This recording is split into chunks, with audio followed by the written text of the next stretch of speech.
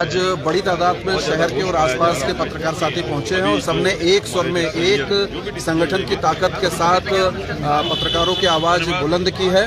Court द्वार में जिस तरीके से शासन प्रशासन ने पत्रकारों की आवाजाही पर रोक लगाया है, काशीपुर में हमारे एक पत्रकार साथी पर रंगदारी का मुकदमा दर्ज किया गया है और रुद्रपुर में मेरे खिलाफ कुछ नफरती चिंटुओं के द्वारा जो भी आपत्तिजनक शब्द किए गए हैं और जो भी अपमानजनक भाषा बोली गई है, उसके लिए एक स्वर में सभी पत्रकार साथियों ने अपनी आवाज को बुलंद किया है और हम इस लड़ाई को लड़ते रहेंगे और इस लड़ाई को काफी आगे तक हम लोग लेकर जाएंगे। रुपेश, ये ऐसी ताकत कहाँ आती है जो ऐसे ऐसे चेहरे थे जो पहली बार देखने को मिले उस संगठन में? ये कहीं ना कहीं से किसी न किसी रिमोट के इशारे पर वो काम कर रहे हैं। जो 2-3 लोगों ने कल 3-4 लोगों ने प्रेस वार्ता की है, वो आज से पहले कहीं नजर नहीं आए और वो जिस तरीके की लैंग्वेज, जिस तरह की भाषा उन्होंने बोली है, तो सीधे तौर पर समझ में आ रहा है कि वो किसी के इशारे पर काम कर रहे हैं और उनके साथ कोई संगठन नहीं है, कोई संगठन नहीं है उनके साथ, किसी भी तरह का कोई संगठन नहीं है और वो व्यक्ति ही अपने आप में संगठन होता तो संगठन के पदाधिकारी होते ना। प्रेस वार्ता में कोई पदाधिकारी मौजूद नहीं था किसी संगठन का, इसलिए वो किसी पर्सनली किसी नेता के या किसी के इशारे पर जो है रिमोट कंट्रोल में उनका काम कर रहे हैं और जिस तरीके से हम जनता की आवाज उठाने का काम करते हैं, सभी पत्रकार करते हैं जान जोखिम में डालकर, उस आवाज को दबाने की पूरी कोशिश वो लोग कर रहे हैं।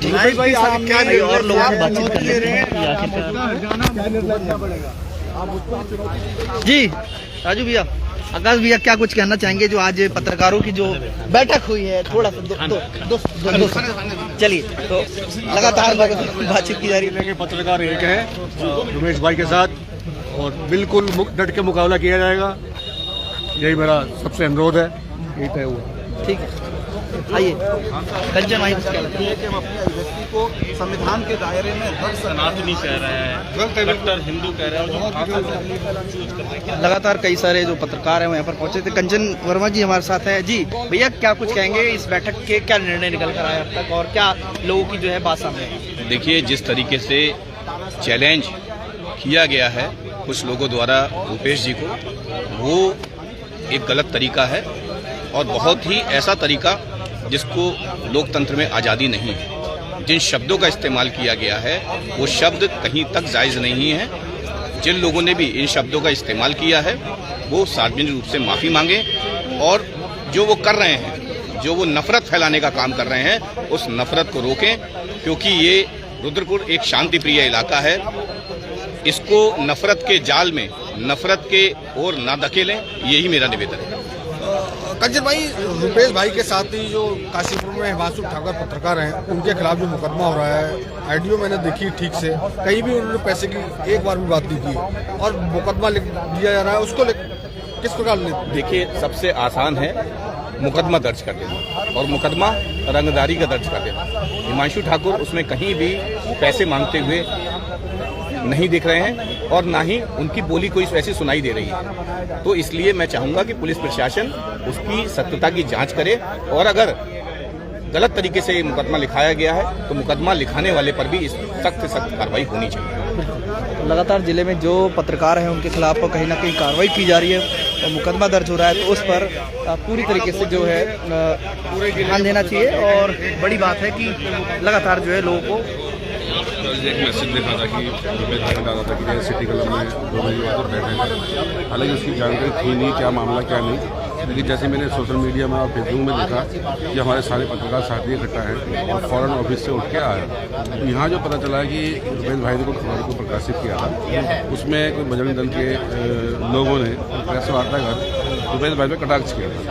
अब मैं उन नेताओं से ये कहना चाहता हूँ कि जब आप विपक्ष वालों को वीडियो बना के डालते हैं, आप उनके राष्ट्रीय नेताओं के असली वीडियो बना डालते हैं, तब आपकी मर्यादा कहाँ जाती है? जी, आज जब एक पत्रकार ने जो है खबर चलाई, सच्चाई वाली खबर चलाई और उस खबर को जो मैंने देखा था रुपेश भाई खबर को, उसमें ऐसा कुछ था नहीं कि जिसमें उनको जो है ऐसी भाषा का प्रयोग करना चाहिए या ऐसी टिप्पणी करनी चाहिए।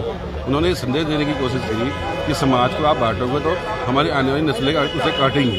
जी, उन्होंने कौमी एकता का वो खबर चलाई थी और उनको तो कायदे से तो उनको प्रोत्साहन करना चाहिए था, उनको उत्साहवर्धन करना चाहिए था कि भाई ऐसी पत्रकारिता की जिंदा है जो सच्चाई दिखाने के लिए सामने ला रहे हैं। तो मैं उन नेताओं से भी कहना चाहता हूँ कि अपनी भाषा शैली को सुधारें और इसी भाषा शैली के चक्कर में आज वो कहाँ, किस दौर में, किस शीर्ष पर और किस जगह खड़े हैं, ये उनको सोचने भी थे और इस चीज़ को सोचें।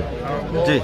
आप थे मनोज आर्या और आप देख सकते हैं रुद्रपुर की सिटी क्लब में एक बैठक हुई थी और इस बैठक में पत्रकारों ने ये निर्णय लिया कि किसी भी अगर ऐसे संगठन द्वारा पत्रकारों के ऊपर सवाल उठाए जाते हैं या फिर कोई उन पर गलत टिप्पणी करता है तो उसके खिलाफ कार्रवाई की जाएगी और पत्रकार उस खबर को बहिष्कार करेगा। ये ऐसे निर्णय जो है लिए जाते हैं और तमाम तरीके के जो आप देख सकते हैं पत्रकार हैं, पूरे जिले भर से पत्रकार यहाँ पर पहुँचे थे और सबसे हम वक्तव्य ले रहे हैं, जगह जगह पूछ रहे हैं कि आखिरकार क्या उनका कुछ कहना है। हम देखिए सुनते हैं क्या कुछ कह रहे हैं। जोशी हैं सामने। सारे एकजुट है और एकजुट होने के साथ ही जो कोर कमेटी, मुझे लगता है कि अभी 10-15 मिनट में कोर कमेटी की घोषणा हो जाएगी, उसके बाद ही आगे के लिए बताया जा सकता है कि क्या आगे चीजें रहेंगी। तो लगातार जो संगठन के ऊपर जो बात आती है, जो पत्रकारों के ऊपर बात आती है, उस पर कहीं ना कहीं पत्रकार एकजुट हैं और आगे भी एकजुट रहेंगे। ऐसा कंट्रोल कर दो तो ये कहा किसने आपको अधिकार दे दिया भाई? आप पहले किसी की आईडी पूछोगे और उसके बाद जो है किसी को भी, जिस आदमी ने जो मीडिया आपको जो है दिन रात आपकी कवरेज दिखाता है, अब आप उसी मीडिया को टारगेट करोगे तो ये अधिकार किसने दिया आपको?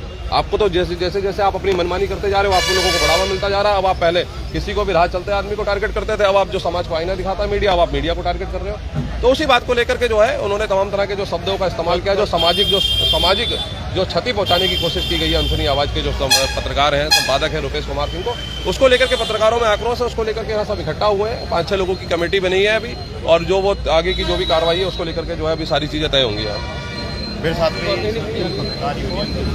तो लगातार लोगों से हम बातचीत करते आ रहे हैं और लगातार बातचीत की भी है और अब इस देखते हैं इस पूरे जो बैठक है इसमें थोड़ी देर में निर्णय निकलेगा और वो हम आपको वसुंधरा दीप के माध्यम से दिखाएंगे। आप लोग बने रहें। धन्यवाद।